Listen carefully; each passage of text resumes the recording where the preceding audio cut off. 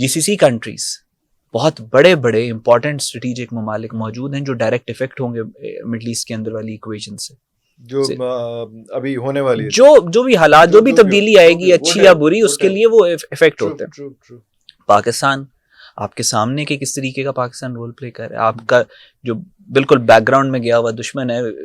جو کسی وجہ سے اپنی وجہ سے بیک گراؤنڈ میں نہیں، has been pushed in oblivion, India isolated, اس کا بہت زیادہ اسٹیک ہے، اسرائیل کا بہت زیادہ اسٹیک ہے، US کا میں نے آپ کو بتایا بہت زیادہ، رشیا کا بہت زیادہ اسٹیک ہے، اور ملٹیپل ڈومینس کے اندر اسٹیک ہے.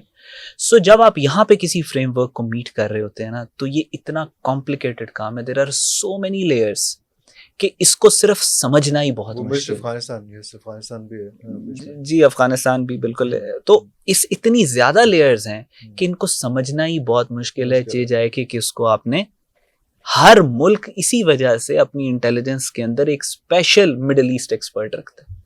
US کی انٹیلیجنس جب آپریٹ کر رہی تھی مڈل ایسٹ کے اندر میں، تو مڈل ایسٹ کے اوپر ایکسپرٹس ہیں،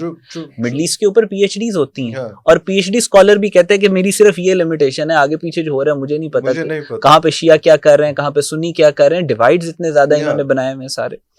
سو جب پاکستان یہ ذمہ داری ادا کر رہی ہے، کوئی ہرکولین ٹاسک جس کو کہہ سکتے ہیں، بہت مشکل اور بہت بڑا ٹاسک ہے، اور یہ اللہ کے فضل کے بغیر پاسبل نہیں ہے. اور جس طریقے سے تو پاکستان کی جو آپ نے بات کیا کہ وزٹس ہو رہے ہیں، فائنانس منسٹر جو ہیں وہ گئے الگ جا رہے ہیں، ہمارے فارن منسٹر جو ہیں اور شہباز شریف صاحب جو ہیں وہ سعودی عربیہ اور وہ ٹرپ کر رہے ہیں. تو سب سے امپورٹنٹ اور سب سے ڈیفیکلٹ اس ساری ایکویژن اور سچویشن کے اندر جو، اور سب سے کریجیس بھی میں اسے کہوں گا، وہ آرمی چیف کا، فیلڈ مارشل کا، CDF کا وزٹ تھا ایران کا. اور it is not just about geopolitics. یہ پرسنل جو دلیری آپ کے اندر ہوتی ہے، جو آپ کے DNA میں شامل ہوتی ہے، یہ اس کی ایک ریفلیکشن تھی. مطلب آپ نے دیکھا ہے کہ وہ وہاں پہ گئے ہیں، اور جس طریقے سے